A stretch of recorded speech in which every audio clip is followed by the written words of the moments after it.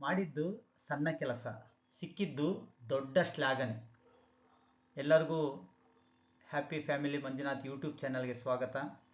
ಈ ಕಳೆದ ವಾರದಿಂದ ನಾನು ಕೆಲವು ವ್ಯಾಕರಣಕ್ಕೆ ಸಂಬಂಧಪಟ್ಟಿದ್ದ ಒಂದು ಸೆಷನನ್ನು ಮಾಡಿದ್ರೆ ಎಲ್ಲರೂ ಕೂಡ ಕೆಲವರೆಲ್ಲ ಮೆಚ್ಚಿ ಇದು ಹೀಗೆ ಮುಂದುವರಿಲಿ, ಚೆನ್ನಾಗಿ ಆಗ್ತಾ ಇದೆ ಅಂತ ನನ್ನ ಬೆಂತಟ್ಟಿದ್ದೀರಾ ಕ್ರಿಯಾ ಸಮಾಸದಲ್ಲಿ.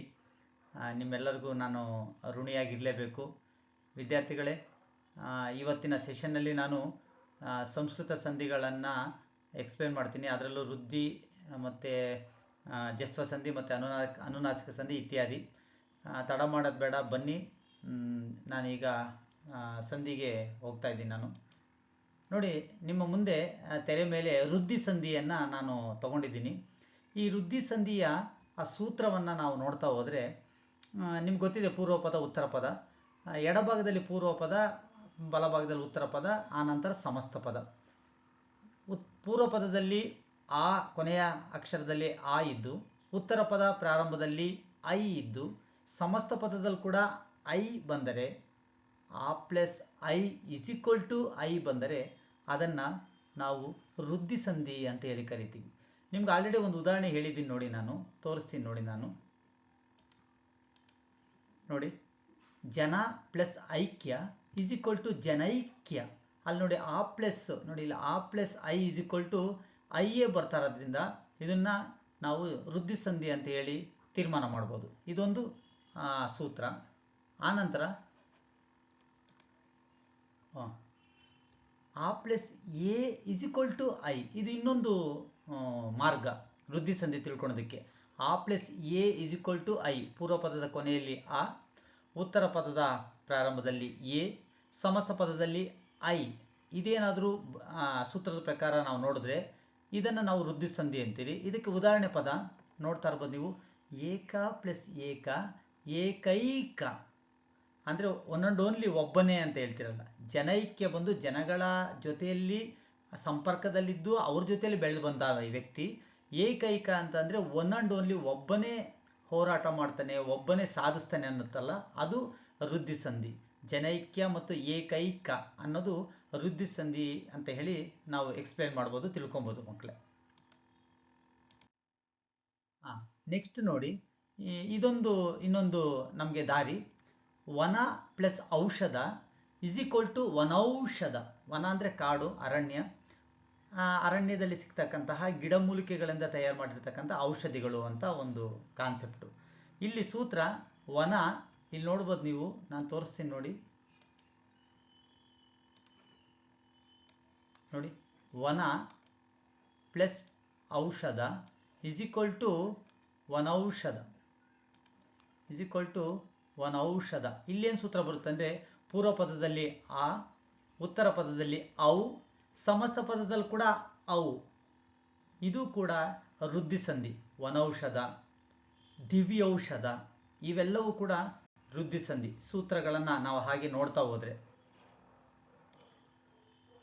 ಗಿಡಮೂಲಿಕೆಗಳಿಂದ ತಯಾರು ಮಾಡಿರ್ತಕ್ಕಂಥ ಔಷಧಿ. ದಿವ್ಯ ಔಷಧ ಅಂತ ಹೇಳಿದ್ನಲ್ವಾ, ಇದರಲ್ಲಿ ಕೂಡ ಇದು ಕೂಡ ವೃದ್ಧಿ ಸಂಧಿಯನ್ನು ನೋಡ್ಬೋದು.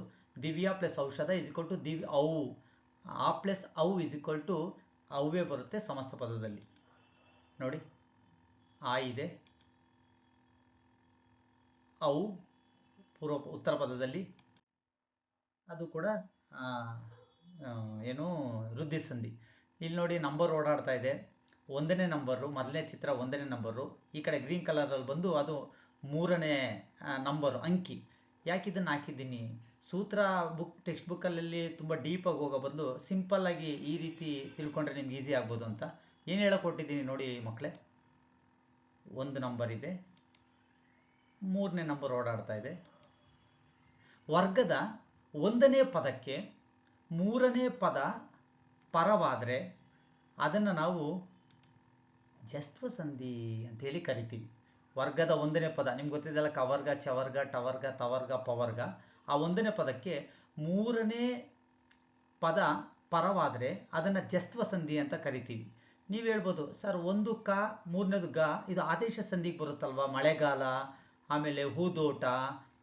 ನೋಡಿ ಮಕ್ಕಳೇ, ಅಲ್ಲೇ ಒಂದು ಟ್ವಿಸ್ಟ್ ಇರೋದು. ಸೂತ್ರ, ಈ ಕ್ರಿಯೆ ಪೂರ್ವ ಪದದಲ್ಲಿ ನಡೆಯುತ್ತೆ. ಪೂರ್ವ ಪದದಲ್ಲಿ ಮಳೆ ಪ್ಲಸ್ ಕಾಲ ಅದು ಉತ್ತರ ಪದ, ಹೂ ಪ್ಲಸ್ ತೋಟ ಅದು ಉತ್ತರ ಪದ, ಕಣ್ ಪ್ಲಸ್ ಪನಿ ಅದು ಉತ್ತರ ಪದ. ಇಲ್ಲಿ ಪೂರ್ವ ಪದದಲ್ಲಿ ಒಂದನೇ ಪದಕ್ಕೆ ಮೂರನೇ ವರ್ಗದ ಅಕ್ಷರ ಬರೋದ್ರಿಂದ ಇದು ಜಸ್ತ್ವ ಸಂಧಿ ಅಂತ ಕರಿತೀವಿ. ನಿಮಗೆ ಉದಾಹರಣೆಗಳನ್ನು ಹೇಳಿದ್ರೆ ಕ್ಲಿಯರಾಗಿ ಗೊತ್ತಾಗುತ್ತೆ. 1 ಮತ್ತು 3 ಆ ನಂಬರ್ ಕುಣಿತಾ ಇದೆಯಲ್ಲ, ಅದ್ರ ಕಡೆ ಗಮನ ಇದ್ರೆ ಸಾಕು ನಿಮಗೆ ಜಸ್ತ್ವ ಸಂಧಿ ತಿಳ್ಕೊಳಕ್ಕೆ.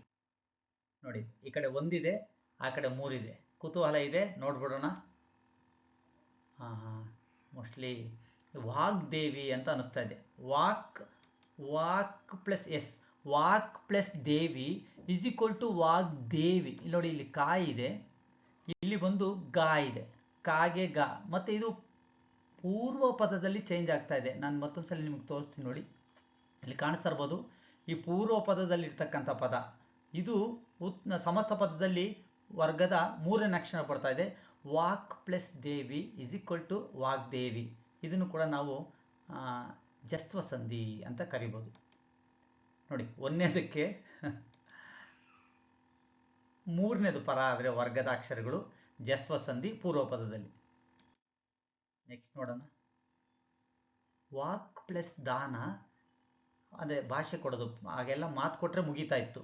ವಾಕ್ ಪ್ಲಸ್ ದಾನ, ಮಾತು ಒಂದ್ಸಲಿ ಕೊಟ್ಟರೆ ಮುಗೀತು ಅಂತ. ವಾಗ್ದಾನ ಭಾಷೆ ಕೊಡೋದು ಅಂತ. ಎಸ್, ಕಾ ಪೂರ್ವ ಪದದಲ್ಲಿ. ಎಸ್, ಗಾ.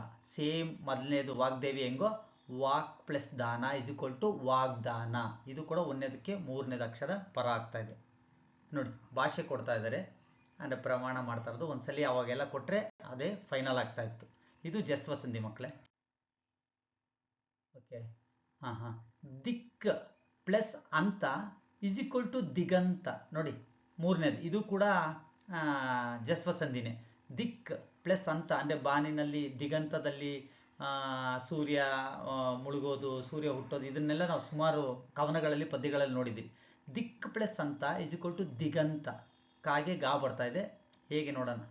ದಿಗಂತ ಈ ಕಡೆ ಬಂತು, ಸೂತ್ರ ಪ್ರಕಾರ ದಿಗಂತ. ಏನು ನಾವು ದಿಕ್ ಪ್ಲಸ್ ಅಂತ ದಿಗಂತ ಅಂತ ಬರುತ್ತಲ್ಲ, ವಾಗ್ದೇವಿ, ವಾಗ್ದಾನ, ದಿಗಂತ, ಇವೆಲ್ಲ ತುಂಬ ಪದಗಳು ನಾವು ಜಸ್ತ್ವ ಸಂಧಿಯಲ್ಲಿ ನೋಡ್ಬೋದು. ಎಸ್, ಮತ್ತೊಂದ್ಸಲಿ ಒಂದನೇ ವರ್ಗದ ಒಂದನೇ ಅಕ್ಷರಕ್ಕೆ ಈ ಸಲ ಐದನೇ ಅಕ್ಷರ ಪರ ಆಗ್ತಾ ಇದೆ. ನಿಮ್ಗೆ ಗೊತ್ತಾಗ್ಬಿಡ್ತು. ಅನುನಾಸಿಕಗಳನ್ನು ಮೂಗಿನ ಸಹಾಯದಿಂದ ಹೇಳ್ತಕ್ಕಂಥದ್ದು ಅಂತ ಹೇಳ್ತಾ ಇದ್ದೀರಲ್ವ, ಅದು ಅನುನಾಸಿಕ ಸಂಧಿಯನ್ನು ಈ ಒಂದು ತೆರೆ ಮೇಲೆ, ಸ್ಕ್ರೀನ್ ಮೇಲೆ ನೋಡ್ತಾ ಇದ್ದೀರಿ ಮಕ್ಕಳೇ. ನೋಡೋಣ. ಒಂದನೇ ಅಕ್ಷರಕ್ಕೆ ವರ್ಗದ ಐದನೇ ಅಕ್ಷರ ಪರ ಆಯಿತು, ಅದೇ ಅನುನಾಸಿಕ ಸಂಧಿ.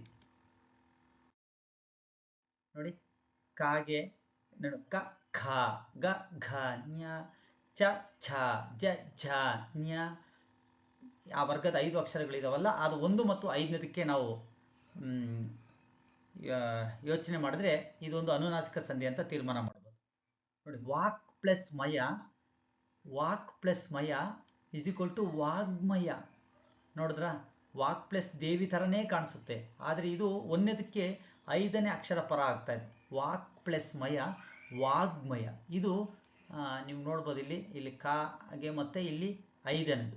ಒಂದನೇದಕ್ಕೆ 5ನೇ ಅಕ್ಷರ ಪರ ಆಗ್ತಾ ಇದೆ. ನಾನು ಹೈಲೈಟ್ ಮಾಡಿ ತೋರಿಸ್ತೀನಿ ನೋಡಿ. 5ನೇ ಅಕ್ಷರ ಪರ ಆಗ್ತಾ ಇದೆ. 1ನೇ ಅಕ್ಷರಕ್ಕೆ 5ನೇ ಅಕ್ಷರ ಬಂದಿರೋದ್ರಿಂದ ಇದು ನಾವು ಅನುನಾಸಿಕ. ನೆಕ್ಸ್ಟ್, ಸತ್ ಪ್ಲಸ್ ಮಾನ ಇಸ್ ಈಕ್ವಲ್ ಟು ಸನ್ಮಾನ. ನೋಡಿ, ಅಲ್ಲಿ ಟೋಪಿ, ದೊಡ್ಡ ಟೋಪಿ, ಹಾರ, ಬೊಕ್ಕೆಯ ಏನಾದರೂ ಗಿಫ್ಟು, ಇವೆಲ್ಲ ಬಂದಾಗ ನಾವು ಗೌರವವಾಗಿ ಸನ್ಮಾನ ಮಾಡ್ತಿರಲ್ವ. ಸನ್ಮಾನ ಚೆನ್ನಾಗಿತ್ತ, ಸನ್ಮಾನ ಚೆನ್ನಾಗಿ ಮಾಡಿದ್ರ ಅಂತ ಕೇಳ್ತಿರಲ್ವ. ಸತ್ ಪ್ಲಸ್ ಮಾನ ಇಸ್ ಈಕ್ವಲ್ ಟು ಸನ್ಮಾನ. ಇದು ಅನುನಾಸಿಕ ಸಂಧಿ. ಯಾಕಂದರೆ ವರ್ಗದ 1ನೇ ಅಕ್ಷರಕ್ಕೆ 5ನೇ ಅಕ್ಷರ ಅನುನಾಸಿಕ ಅಕ್ಷರಗಳು ಬಂದಾಗ ಪೂರ್ವ ಪದದಲ್ಲಿ ಅದನ್ನು ನಾವು ಅನುನಾಸಿಕ ಸಂಧಿ ಅಂತ ತಿಳ್ಕೊಬೋದು. ನೆಕ್ಸ್ಟ್, ಷಟ್ ಪ್ಲಸ್ ಮುಖ ಇಸ್ ಈಕ್ವಲ್ ಟು ಷಣ್ಮುಖ. ಷಟ್ ಪ್ಲಸ್ ಮುಖ ಇಸ್ ಈಕ್ವಲ್ ಟು ಷಣ್ಮುಖ. ನೋಡಿ, ಇಲ್ಲಿ ನೋಡಿ, ಇದು ನಾನು ನಿಮಗೆ ತೋರಿಸ್ತೀನಿ ನೋಡಿ, ಪರ್ಪಲ್ ಕಲರಲ್ಲಿ ನೋಡಿ. ಟ ಠ, ಡ ಢ, ಣ ಅನುನಾಸಿಕ. 1ನೇದಕ್ಕೆ 5ನೇದು ಪರ ಆದರೆ ಇದು ಅನುನಾಸಿಕ. ಥ್ಯಾಂಕ್ ಯು ಇಷ್ಟೊತ್ತು ಗಂಟ ಈ ಒಂದು 3 ಸಂಧಿಗಳನ್ನು ತಿಳ್ಕೊಂಡಿದ್ದಕ್ಕೆ. ನಾನು ಮುಂದಿನ ತರಗತಿಯಲ್ಲಿ ಕೆಲವರು ಕೇಳ್ತಾ ಇದ್ದೀರಾ ಸಮಾಸಗಳು ತತ್ಸಮ ತದ್ಭವಗಳು ಮಾಡಿ ಅಂತ. ಖಂಡಿತವಾಗ್ಲೂ ನಾನು ನಿಮ್ಮ ಬೆಂಬಲ ಇದ್ದರೆ ಇದೇ ಥರ ವಿಡಿಯೋ ಮಾಡ್ತೀನಿ. ಕಮೆಂಟ್ ಮಾಡಿ, ಸಬ್ಸ್ಕ್ರೈಬ್ ಮಾಡಿ, ಶೇರ್ ಮಾಡಿ, ಅದೇನಿದೆಯೋ ಅದನ್ನು ಮಾಡಿ ಮುಗಿಸಿ ಅಂತ ಹೇಳ್ತಾ ಥ್ಯಾಂಕ್ ಯು ಸೋ ಮಚ್.